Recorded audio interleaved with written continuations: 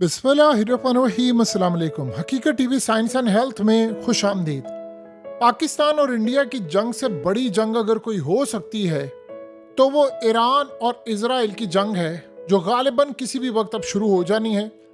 Scenario ये हुआ है कि इजराइल, आपको पता है, ईरान पर अटैक करने के लिए मुकम्मल तौर पर तैयार है, लेकिन जो अब डेवलपमेंट सामने आई है वो बहुत ज़्यादा खतरनाक है, बहुत ही ज़्यादा खतरनाक है। ईरान ने इस वक्त अपना न्यूक्लियर मटेरियल जितना था, उन्होंने इस वक्त खुफिया अनडिक्लेयर्ड साइट्स पर मूव कर दिया है। और इस वक्त उनको अंदाज़ा ये है, चूंकि आपको पता है कि इजराइल के पंजे ईरान के अंदर तक उन्होंने गाड़े हुए हैं, गद्दार कितने खरीदे हुए हैं, ये किसी को नहीं पता कि ईरान के अंदर कौन इस वक्त इजराइल के लिए कहाँ पर काम कर रहा है। लेकिन मसला ये हुआ है कि नेतन्याहू इस वक्त प्रेशर डोनाल्ड ट्रंप पर डाल रहा था कि मैंने स्ट्राइक करना, मैंने स्ट्राइक करना। वो ये नहीं कह रहा, वो कह रहा मेरे पास इंफॉर्मेशन सारी है, मैं स्ट्राइक करने के लिए जा रहा हूं। और इस वक्त गालिबन स्ट्राइक से कुछ लम्हात, शायद हम हो सकता है कह सकते हैं, दूर हैं या कुछ दिन दूर हैं। लेकिन इस सूरत हाल के अंदर ईरान ने इस वक्त अपना पूरे का पूरा न्यूक्लियर मटीरियल खुफिया मकाम पर अंडरग्राउंड मुंतकिल कर दिया है, जहां पर पहले था। और इस सारी सूरत हाल के अंदर मामला ये हुआ है कि इस वक्त मोसाद के चीफ डेविड बर्निया, यूएस के इनवॉय स्टीव विटकॉफ, ये बेसिकली वही हैं जो इस वक्त ईरान के साथ इटली में मुज़ाकरात कर रहे हैं। इस वक्त सिनेरियो ये हुआ है कि स्टीव हंगामी मीटिंग में थे, यानी ईरान के साथ। सोचे इससे बड़ी मीटिंग कोई नहीं थी, इससे बड़ी मीटिंग कोई नहीं थी, और वो मीटिंग छोड़कर चले गए। अब इस वक्त सूरत हाल ये सामने आ रही कि ईरान के साथ मुज़ाकरात हो रहे थे और वहाँ से वो उठकर चले गए, और ये फाइनल राउंड तकरीबन होने वाला है जहाँ पर मुज़ाकरात है, और दोनों अभी तक किसी पॉइंट पर पहुँचे नहीं हैं। ईरान ने बड़ा क्लियरली कह दिया, वो वहाँ पर पहुँचे, कुछ कह रहे जी उनकी फ़्लाइट से निकल गई। यानी जब मुज़ाकरात की टेबल से आप उठकर जाते हैं तो आप ये समझ लें कि फिर लड़ाई का मामला है, क्योंकि ट्रंप ने कहा था कि अगर मुज़ाकरात नाकाम हुए तो ईरान पर अटैक कर दिया जाएगा। तो ईरान पर अटैक करने का मतलब है कि आप सीधा, देखिए, दो चीज़ें समझ लें। इस दफ़ा इस जंग के अंदर चाइना खुल्लम खुल्ला खड़ा है और रूस भी खड़ा। फिर उसके बाद ट्रंप की पुतिन से लड़ाई हो, शी जिनपिंग से लड़ाई हो, किसी से भी हो, ये तो आपको आने वाला वक्त बताएगा। जिस तरह चाइना ने पाकिस्तान को टेक्नोलॉजी देकर बचाया है, इसी तरह चाइना ने ईरान को बचाना है, चाहे दुनिया में जो मर्जी हो जाए। जो ममालिक रूस और चाइना के साथ खड़े हैं, चाइना ने उनको तनहा नहीं छोड़ना, और ईरान इसमें साथ है। अब मसला ये है कि इजराइल में मोसाद के एजेंट, और अगर उन तक, यानी छोटे लेवल की बात नहीं हो रही, अगर मोसाद चीफ और इजरायली मीडिया को और ये बहुत सारी चीज़ों के बाद पता चल गई है कि ईरान ने अगर एक जगह से मूव कर लिए हैं, तो आप ये सोचें कि इजराइल को इस बात का भी अंदाज़ा था कि कहाँ पर इन्होंने अपना न्यूक्लियर मटेरियल रखा हुआ। यही वजह है कि वो अमेरिका पर जब प्रेशर डाल रहे थे कि हमने जब ईरान पर स्ट्राइक करना है तो हमने अपनी फौजें ईरान में उतारनी है, रेड करना है, ताकि हम अंडरग्राउंड जाकर इनको तबाह कर सकते हैं। क्योंकि अमेरिका का जो बंकर बस्टर बम है वो गालिबन उस लेवल का नहीं है कि ईरान ने अंडरग्राउंड तो पूरा शहर आबाद किया हुआ है जहाँ पर न्यूक्लियर मटीरियल है। लिहाजा इस सारी सूरत हाल के अंदर सबसे बड़ा मसला ये हुआ है कि ईरान इस वक्त मूव कर रहा है और नेतन्याहू स्ट्राइक करने के लिए तैयार है, और गालिबन अब अमेरिका को धमकियां दी जा रही हैं इजराइल की जानिब से, और इस सारे मामले पर बड़ा क्लियरली कहा जा रहा है कि हमने अटैक करना है। देखिए, ईरान ने बात बड़ी क्लियर कर दी है ट्रंप को, जो कि अमेरिका के अंदर ये बात अब कल से आना शुरू हुई है कि जी वो इसराइल स्ट्राइक करने जा रहा है, अमेरिका का उसमें कोई हाथ नहीं है। यानी उन्होंने पहले कहना शुरू कर दिया कि जी हमारा कोई हाथ नहीं। जबकि एक बात ज़हन में रखिएगा, रीफ्यूलिंग करवानी है और इंटेलिजेंस मालूमात देनी है, मिड एयर रीफ्यूलिंग है, तमाम चीज़ें हैं। अमेरिका, क्योंकि मिडिल ईस्ट की सारी कंट्रीज ने तो क्या भी हमने अड्डा तो कोई नहीं देना, ना अपनी एयर स्पेस इस्तेमाल करने देनी है, तो अब क्या सूरत हाल होगी, कहीं ना कहीं से तो जाना है। तो ईरान ने अमेरिका को कह दिया कि अगर इसराइल ने अटैक किया ना तो तुम पर अटैक हो जाएगा। क्योंकि हमें ये कहानी ना सुनाना कि जी वो इजराइल ने खुद ही अटैक कर लिया था तो हम उस अटैक में शामिल नहीं थे, हम फलाना नहीं था, ये नहीं था। हमें इन कहानियों में आने नहीं वाले। लिहाजा अगर अटैक हुआ तो हम ये काम करेंगे। इस वक्त ईरान को सारी इंफॉर्मेशन अगर कोई प्रोवाइड कर रहा है, तो इस वक्त सबसे बड़ा मसला ये हुआ है, वो है रूस खड़ा हो गया है अमेरिका और इनके खिलाफ ईरान को प्रोटेक्ट करने के लिए।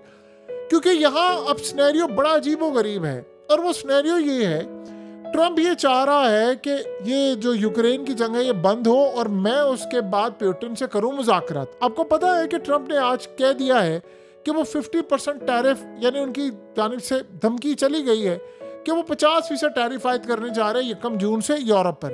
तो टैरिफ का मतलब ये है कि यूरोप की प्रोडक्ट्स अब अमेरिका के मार्केट में उस लेवल पर नहीं आएंगी, तो किसकी प्रोडक्ट आएंगी?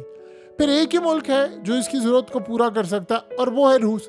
और वो चाह रहा है कि रूस से दोस्ती हो, लेकिन अगर ईरान की लड़ाई होती है तो ईरान के साथ फिर रूस खड़ा होगा, और अगर रूस खड़ा होगा तो जाहिर सी बात है वो फिर अमेरिका के खिलाफ भी खड़ा होगा और फिर चाइना भी खड़ा होगा। तो यहाँ पर ट्रम्प और पुतिन का आपस में क्लैश आएगा। ट्रम्प अभी ये चाह रहा है कि देखिए मिडिल ईस्ट के कंट्रीज का जो दौरा हुआ है वहाँ पर खरबों डॉलर्स की इन्वेस्टमेंट मिली है, वहाँ ये बात तय हुई है, सामने आई है, गुफ्तगू की गई है। उन्होंने बताया है कि हमें इस सारी सूरत हाल में किसी सूरत आपने ये काम होने के लिए नहीं देना, यानी ईरान से वो चाह रहे हैं कि मुज़ाकरात करें। आपको पता है मिडिल ईस्ट की कंट्रीज ने ट्रम्प को 2 चीज़ें मेक श्योर करवाई हैं। एक, वो चाह रहे हैं कि इंडिया पाकिस्तान की जंग बंद हो, ट्रम्प ने वो करवा दी। दूसरा, उन्होंने कहा ईरान पर आपने अटैक नहीं करना। वो कह रहे हैं कि ईरान को मामला तय करने के लिए जो टीम आप बना रहे हैं उसको ये इख्तियार दें कि वो डील को फाइनलाइज करे। यानी वो चाह रहे हैं कि ईरान को एटमी ताकत ना बनने दिया जाए, लेकिन ईरान से डील फाइनलाइज करके इस खित्ते को अमन तक लेकर आए, और कहा है कि इजराइल को रोकें कि वो ईरान पर अटैक ना करे।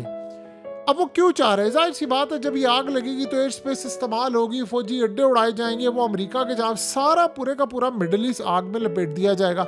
इस सूरत हाल में उन्होंने कहा है कि ईरान से डील फाइनल करे, क्योंकि सऊदी अरब आपको पता है पहले कह चुका है कि अगर ईरान एटमी ताकत बनेगा तो हम भी बनेंगे, और अगर वो बनेगा, एक ईरान संभाला नहीं जा रहा तो क्या इसराइल बाकी संभालेगा? फिर जब सऊदी अरब आएगा तो कतर भी आएगा, कतर के बाद बहरीन और ओमान और ये सारे ममालिक इकट्ठे होंगे।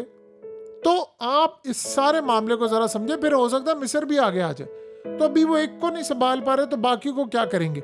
मसला सारा ये हुआ है कि ट्रम्प कह रहा है कि जी यूरेनियम का तो 1% भी इनको नहीं लेने देना। तो वो कह रहे हैं कि भाई हम तो करेंगे, हमने तो अपने पावर प्लांट्स के लिए चाहिए, हमें तो सिविलियन वर्क के लिए चाहिए, हम तो ये ट्रम्प की बात नहीं मानेंगे। उधर आयतुल्ला ने कह दिया है कि अगर ये मामला हुआ तो वो अमेरिका को उड़ा दो, अमेरिका पर भी हमला कर दो और इसराइल पर भी कर दो। और एक बात आप ज़हन में रख लें, अमेरिका ईरान का हमला बर्दाश्त नहीं कर सकता। आप यमन की आप सोचे लड़ाई में F-35 इनका वो उड़ाने वाले थे, F-18 उड़ाने वाले थे। आप इमेजिन करें, तो आप सोचे F-18 उन्होंने 3 दफा उड़ा दिया, दोबारा भी उड़ाने वाले थे, F-16 भी उड़ाने वाले थे और F-35 भी। तो आप सोचे 3 उड़ाने के बाद बाकी भी जब ये सूरत हाल होने वाली थी तो वो कहाँ तक मामला जाता। तो ईरान का आप बर्दाश्त कर सकते हैं?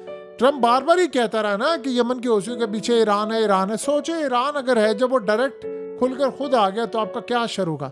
अब यमन से तो जंग, यही तो बात ईरान ने रिसेंटली कही है कि यमन के मिसाइल तो आप रोक नहीं पा रहे, हमसे लड़ाई करने की बात कर रहे हैं। अमेरिका नहीं लड़ सकता, ये बात बिल्कुल ठीक है। दुनिया की कोई ताकत अब ईरान से नहीं लड़ सकती, वो लेवल नहीं रहा इनका। ईरान बहुत आगे चला गया है। मसला सिर्फ ईरान के अंदर है कि वहाँ गद्दार बड़े बैठे हुए हैं जो कि अमेरिका और इसराइल की मदद करते हैं। लेकिन ये सारे का सारा मामला तो आप सबके सामने है कि वो तो कह रहे जी हमने स्ट्राइक करना है, और जब वो स्ट्राइक करेंगे तो हालात आपके सामने है कि वो किस लेवल पर जाकर काम करेंगे। अब अगला मरहला आने वाला और वो है बड़ा खतरनाक, और उस मरहले में इजराइल ने अब आज नहीं तो कल नहीं तो परसों वो चाह रहे हैं कि हम अटैक कर दें। अब अमेरिका कहता रहे, नहीं हुआ, उसके बाद देखिए एक दफ़ा अगर इन्होंने अटैक कर दिया, चाहे उसमें वो इनका न्यूक्लियर मटेरियल तबाह करें या ना करें, इसराइल को एक बात पता है, अगर तो ये अटैक हो गया नाकाम तो फिर इसराइल को तबाह होने से दुनिया की कोई ताकत नहीं बचा सकती। और अगर ये अटैक हो गया कामयाब, तब भी इसराइल को कोई ताकत नहीं बचा सकती तबाह होने से। उसकी वजह यह है कि अगर इन्होंने न्यूक्लियर उनका तबाह किया, पूरा मटेरियल और सिस्टम सारा फैसिलिटीज, तो उसके बाद फिर इसराइल बच नहीं पाएगा। फिर अमेरिका के ऊपर भी मसाइल हैं। तो ये सूरत हाल डोनाल्ड ट्रम्प के लिए भी बड़ी खतरनाक है, बाकियों के लिए भी खतरनाक है। ये मामला बड़ा ही अजीबो गरीब साइड पर चला गया है। सो अब वो उन्होंने मटेरियल अपना महफूज कर लिया है। ये इंडिया और पाकिस्तान की जंग तो कुछ भी जंग नहीं है जो इनकी जंग छिड़नी है। हमने जो जंग देखी इंडिया पाकिस्तान की, आप उसका लेवल ही भूल जाएं कि वो क्या है। यहाँ पर भी 2 न्यूक्लियर ताकतें हैं, दोनों अनडिक्लेयर हैं। इसराइल भी न्यूक्लियर ताकत है, फुली हेड अनडिक्लेयर है, ईरान भी अनडिक्लेयर तकरीबन न्यूक्लियर ताकत है। तो दोनों अनडिक्लेयर हैं, तो आप यहाँ से अंदाज़ा कर लें फिर दोनों ताकतों का मामला क्या होगा।